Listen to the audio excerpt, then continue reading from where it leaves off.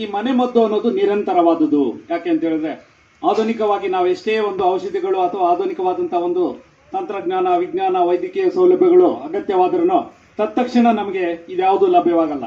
ನಮ್ಮ ಮನೆಯಲ್ಲಿ ರಾತ್ರಿ ನಮ್ಗೇನಾದ್ರೂ ಆಯ್ತು, 1 ಗಂಟೆ ರಾತ್ರಿ, 2 ಗಂಟೆ ರಾತ್ರಿ ಎದೆ ನೋವಾಯ್ತು, ಒಂದು ಬೆಳ್ಳುಳ್ಳಿ, ಒಂದು ಮೆಣಸು ಹಾಕೊಂಡು ತಿಂತೀವಿ. ಇನ್ನೇನೋ ಸ್ವಲ್ಪ ತಲೆನೋವಾಯ್ತು, ಸ್ವಲ್ಪ ಯಾವುದೋ ಒಂದು ಬೆಳ್ಳುಳ್ಳಿ ಹಚ್ತೀವಿ. ಅದು ನಿರಂತರ ಅಂತಲ್ಲ, ತತ್ಕ್ಷಣದ ಒಂದು ಮದ್ದು ಅಂತ ನಾವೇನ್ ಕರಿತೇವೆ. ಇದು ಸಾಂಪ್ರದಾಯಿಕವಾದದ್ದು. ಇವತ್ತೆಲ್ಲ ಅನಾದಿ ಕಾಲದಿಂದಲೂ ಇಂತಹ ಒಂದು ಗಿಡಮೂಲಿಕೆಗಳು ನಿಜವಾಗ್ಲೂ ಈಗಿನ ಆಧುನಿಕ ಒಂದು ಔಷಧಿಗಳಿಗಿಂತಲೂ ಅತಿ ಹೆಚ್ಚು ಪ್ರಾಬಲ್ಯತೆ ಇದರಲ್ಲಿ ಇದೆ. ಆದ್ರೆ ಇದನ್ನು ಬಳಸಲ್ಲ ನಾವು. ಈಗ ಇದರ ಬಳಕೆನೇ ಬಿಟ್ಬಿಟ್ಟಿದ್ದಾರೆ. ಮೊದಲು ಕೈಯೋ ಕಾಲೋ ಮುರಿದೋದ್ರೆ ಅಥವಾ ಕಟ್ಟಾಕ್ಬೇಕು ಅಂತ ಹೇಳಿದ್ರೆ ಒಂದು ರೀತಿಯಾದಂತಹ ಸೊಪ್ಪನ್ನು ಅರೆದು ಬಿಟ್ಟು ಹಾಕ್ತಾ ಇದ್ರು. ಈಗ ನಾವು ಏನು ಬ್ಯಾಂಡೇಜ್ ಮಾಡಿ ಅದನ್ನು ಹಾಕ್ತಿವೋ ಅದಕ್ಕಿಂತ ಹೆಚ್ಚಾಗಿ ಅತಿ ಬೇಗನೆ ಕ್ಯೂರ್ ಆಗ್ತಾ ಇತ್ತು. ಹೇಗೆ ಅಂತ ಹೇಳಿದ್ರೆ ಮೊದಲು ಹೇಗಿತ್ತೋ ಹಾಗೆ ಆಗ್ತಾ ಇತ್ತು.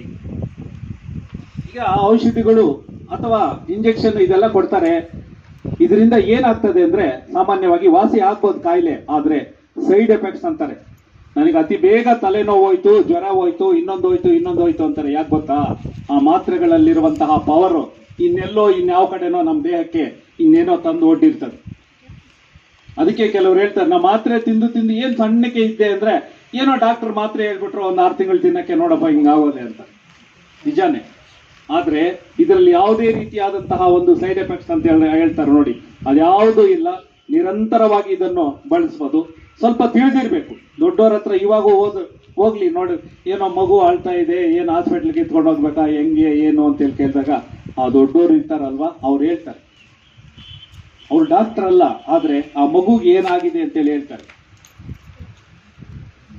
ಅದರಿಂದನೂ ಸಾಂಪ್ರದಾಯಿಕವಾದಂತಹ ಈ ಒಂದು ಮನೆಮದ್ದುಗಳ ಬಗ್ಗೆ ಇಲ್ಲಿವರೆಗೂ ಬಹಳ ವಿವರವಾಗಿ ತಿಳಿಸಿದಂತಹ ನಮ್ಮ ಶ್ರೀಯುತ ಹರೀಶ್ ಬಾಬುರವರಿಗೆ ಹೃದಯಪೂರ್ವಕವಾದಂತಹ ಧನ್ಯವಾದಗಳನ್ನು ತಿಳಿಸಿಕೊಡ್ತಾ ಇದ್ದೀನಿ.